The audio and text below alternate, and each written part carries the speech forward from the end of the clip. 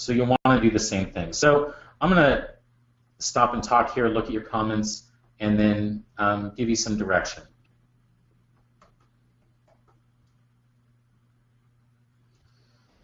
Here we go. This is where I'm at right now. I still have a lot more work to do to flesh out a lot of these details, and I'll finish up doing that on Friday. But what you can do right now in your own designs is kind of go through the same process that I just went through. Determining my features, seeing what's needed, thinking about the lore of thinking about the environment. How is it going to attack? What is it going to do? And I see why Marcos brought up Rama, because Rama transforms. He has like secondary attack modes. He has different stuff. That's stuff that your bosses can do, right? You're not limited to just, okay, he has some arms, he's going to swing his arms at people, he's going to grab things and throw it, and that's it, right? So you could think about your creature in a more dynamic and look at it in terms of scale, right? Never forget the scale of your creature. Never forget that this is kind of the view that people are going to be seeing, right? Go around from that angle, from that being that close up, and see what it looks like from here, and how does it read? Does it still read like a leg? Does that still read like a head? Does it read like a tail or a joint or a rib cage or whatever it's supposed to be? And then what are you giving people in that area to be interested in? That's going to draw their attention. That's going to distract them, and this is where the challenge might come in, distract them from the danger, right? Because if it's pretty, you're focused on that. You're focused on how pretty it is. You might not be focused on, hey, those arms are coming at me, or it's about to jump on me, right? It's a little tricky because you're engineering a character for a game where the character is the environment. The character is everything that you're seeing that you're focused on, right? So think about those things. All right, let's take a look at some of your comments, and I'm going to push these through.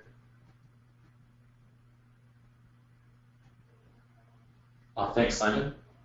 Appreciate that. Little Minions. Little Minions sound fun.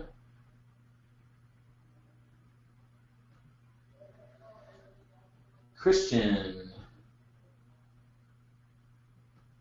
As for the topic you touched on earlier, the way you approach the class really speaks to me.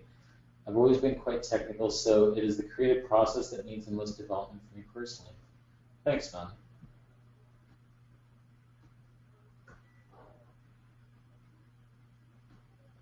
I think on that point, I think we get trapped in the technical. As professionals, you get trapped in the technical because you're always having to meet those technical requirements, and sometimes the aesthetic becomes something secondary. Right? It becomes I don't want to say secondary, but you're dealing with sometimes if you're an art director, you're dealing with a lot of suits that aren't creatives that are looking at, or engineers that aren't creatives. I'm not saying that engineers are not creative. That is not what I'm saying at all. What I'm saying is, in the sense of producing art, they're not producing visual art. So they're looking at numbers, right? What's your poly count? How much are you pushing through? How much memory are you pushing through per second on your or how much is this environment load, right? How long is this going to take, the load time? And honestly, don't let that get in the way of your creativity. I think that we fall into that trap because we hear it, because we deal with it, because that's what we're working with on a daily basis. But for me, I fall into that, and I have to remind myself to go back into the creative and to go back into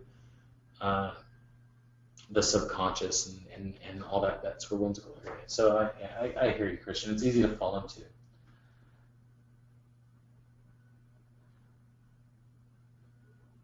Simon, I always have that trouble in games. I'll start looking at stuff and die to try to get close to an enemy to analyze it, and it kills me. Yeah, totally. That's me too. I'm like, I'll get lost in an area, and I'm like, oh, that's really cool. What is that? No, I'm not even thinking. And I've gotten kicked out of a couple raiding parties for doing stuff like that. That was years ago, but yeah. All right, Simon, you have another question. What kinds of hard surface elements armor do you think you would add to this creature?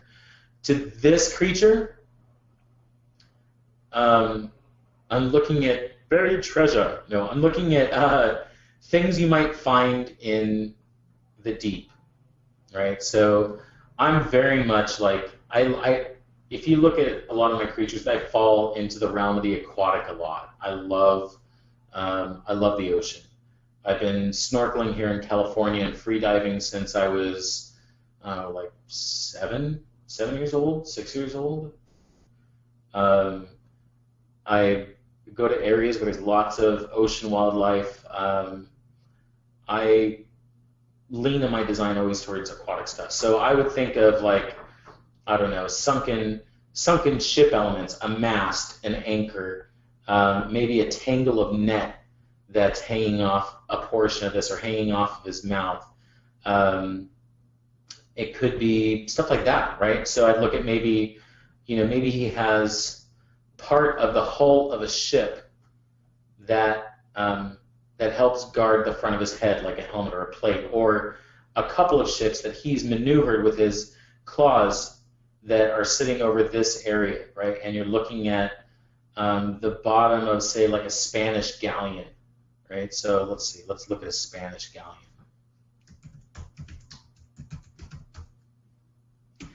And that's for the lore of this type of character, right? If you're doing like a god, obviously the armor is going to look more like it's crafted and it's not, or if you're doing something that's, saying that's like an elemental, the armor is going to become something that's grown out of it, right? So in this case, I would want to mimic something like this, right, as an element. I think that could be cool. Depending on, the world that this creature exists in, if it was the modern world, I might go into modern ships and modern things you would find in the ocean. There might even be sunken city elements on here. If this were God of War, I'd probably find, what are those? Trireme.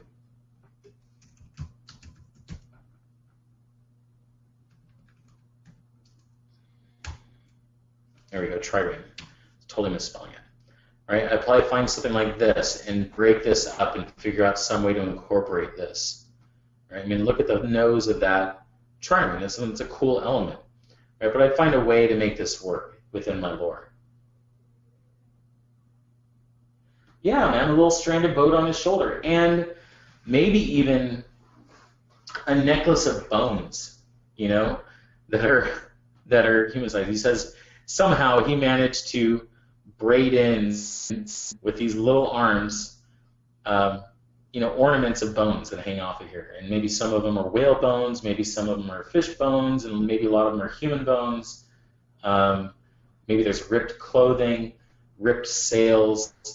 There's all sorts of stuff that I can decorate them in when it comes to accessories and elements. Now, is it going to happen fast? Like, it'll produce that quickly? Probably not.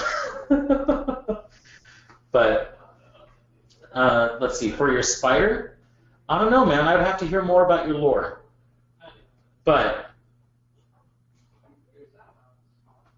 have I played Lost Planet? Marco. So I played Lost Planet. Kind of remembers the creatures of those games. I have never played Lost Planet. I haven't. But that's what I have for you guys today, and I will see you on Friday. So start flushing out those designs. Pick one to run with. It looks like a lot of you guys already have. and then start determining the features. Tune your silhouettes. Take the notes I've given you, and then go through and flush out the features. All right. We'll go through and complete out this concept on Friday.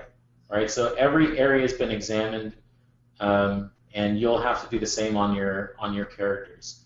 But between now and Friday, go through this process that I just went with you. All right.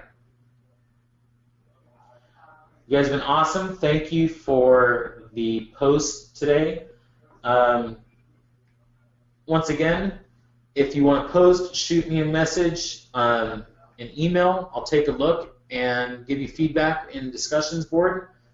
And you guys have a phenomenal day.